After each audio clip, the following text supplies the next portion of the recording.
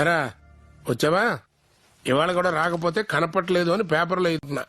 23 director Raj గారి నుంచి latest attempt real incidents నుంచి ఇన్స్పైర్ గా తీసుకున్నారు. 1993 చిలకలూరిపేటలో bus burning, Hyderabad bomb blast లాంటి సిరీస్ ఈవెంట్స్ తో మిక్స్ చేసి సాగర్ తో ఈ స్టోరీని ప్రజెంట్ చేశారు. స్టోరీ ఏంటంటే సాగర్ కి సుశీలతో love, dreams, idli centre plan ఒకటి ఉంటది.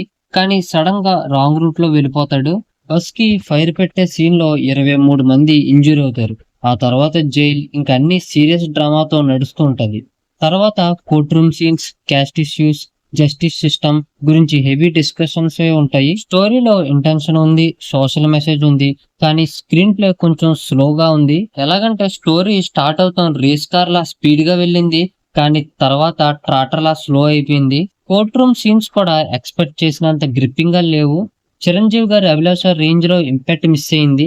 తేజ యాజ్ సాగర్ బాగా కష్టపడ్డారు, కానీ ఇంపాక్ట్ కొద్దిగా మిస్ అయింది. ఇంకా తన్మయ్, ఖుషి అండ్ సపోర్టింగ్ యాక్టర్స్ లైక్ తాగుబోతు రమేష్ వీళ్ళందరూ ఓకే అనిపించారు.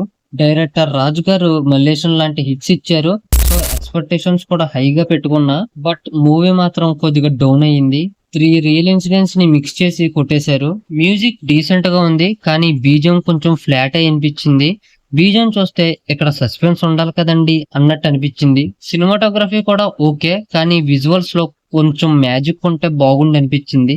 టోటల్ గా ఈ మూవీ సోషల్ మెసేజ్ మూవీస్ అంటే ఇంట్రెస్ట్ ఉన్న వాళ్ళకి నచ్చుతుంది. ఇంకా మిగతా వాళ్ళకి ఈ 23 మూవీ 23 సార్లు చూసేలా లేకపోయినా ఒకసారి చూస్తే సరిపోయేలాగా ఉంది. ఓవరాల్ గా ఈ మూవీకి మేము ఇచ్చే గ్రేడ్ C గ్రేడ్. సో ఈ వీడియో నచ్చితే లైక్ చేసి, షేర్ చేసి, సబ్స్క్రైబ్ చేసి పక్కన ఉన్న బెల్ ఐకాన్ ని యాక్టివేట్ లో పెట్టుకోండి.